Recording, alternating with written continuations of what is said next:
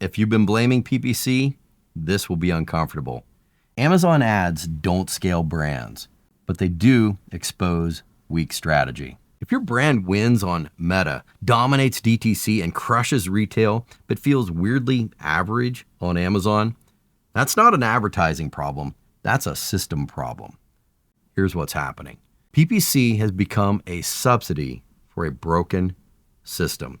So today, I'll show you the 3 structural weaknesses so you can stop guessing. I'm Sean Farrington. We've helped over 100 established consumer brands turn Amazon from frustration into a scalable channel.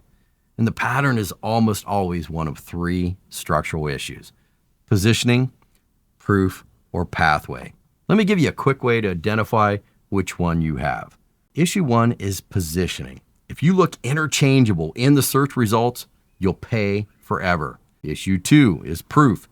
If conversion only improves when you discount price, you don't have a traffic problem. You have a trust problem. Issue 3 is pathway. If sales spike only when spend spikes, you're renting revenue, not building momentum. Quick note, if you want the 10 question scorecard to figure this all out, it's already linked below, but keep watching first because the questions make more sense once you see these 3 tests. Now I'm going to walk you through each one and show you what to look for. Cause number 1, positioning. Look, too many founders and CMOs quickly find out that Amazon punishes brand comfort.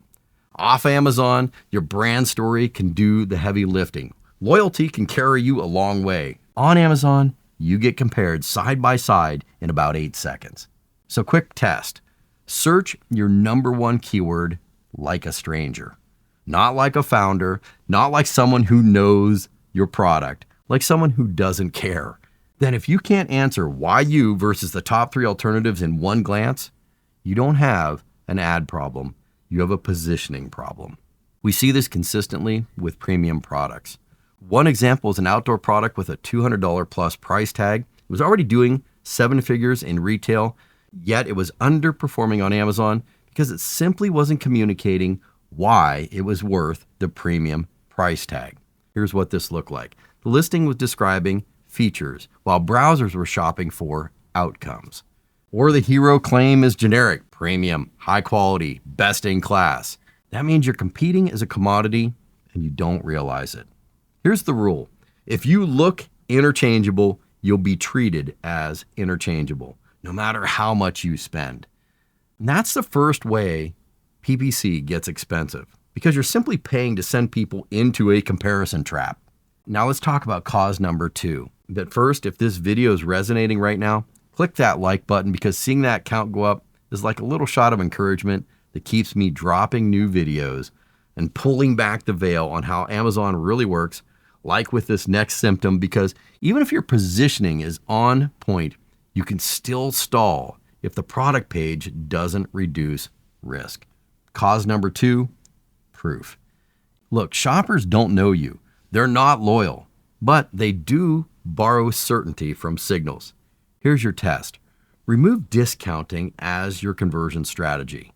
If you find that conversion only improves when you discount, or you feel like you're consistently buying the sale, that's not a traffic problem.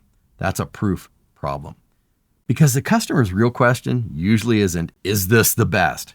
It's, will this work for me, or will I regret it? In high perceived risk categories such as topicals and skincare, proof is key. CryoConcept tried launching on their own. Great product, clean brand, but on Amazon, crickets. No traction, no lift, no organic movement.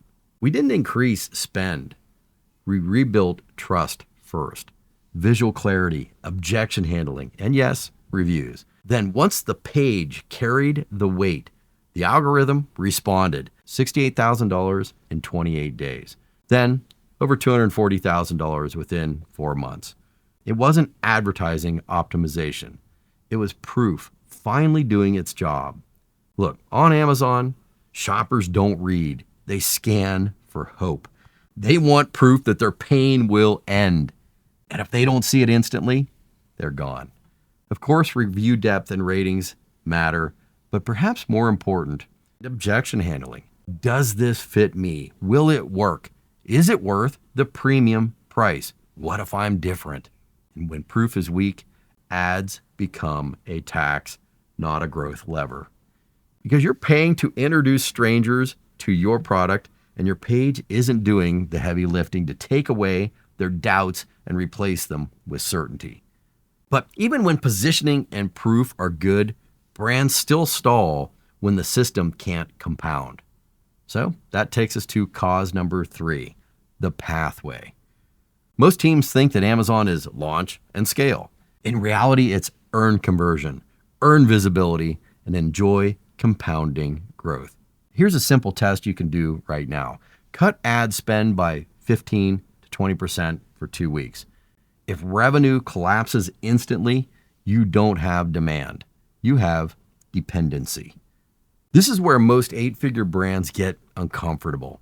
Margins start shrinking, customer acquisition creeps up, the board wants answers, and the only lever anyone ever pulls is increase ad spend.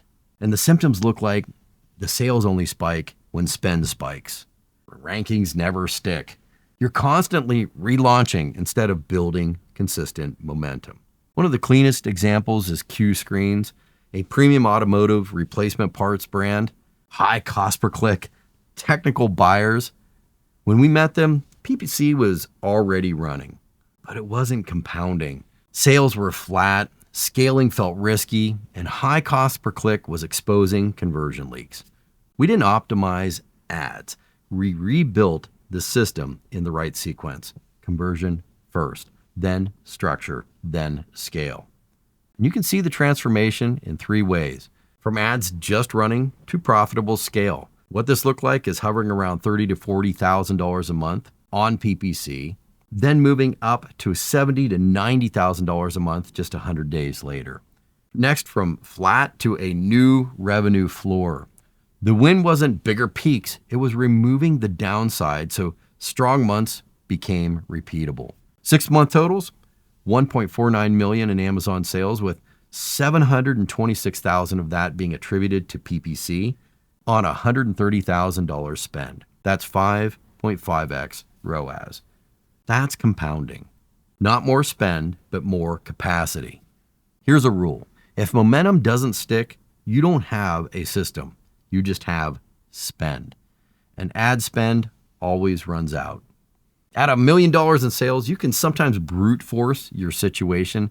At $100 million, ads become a silent margin killer. So if a $50 million brand loses momentum when ads pause, that's not scale. That's life support. Here's the operating principle. Winning brands build an Amazon engine where ads amplify and systems scale.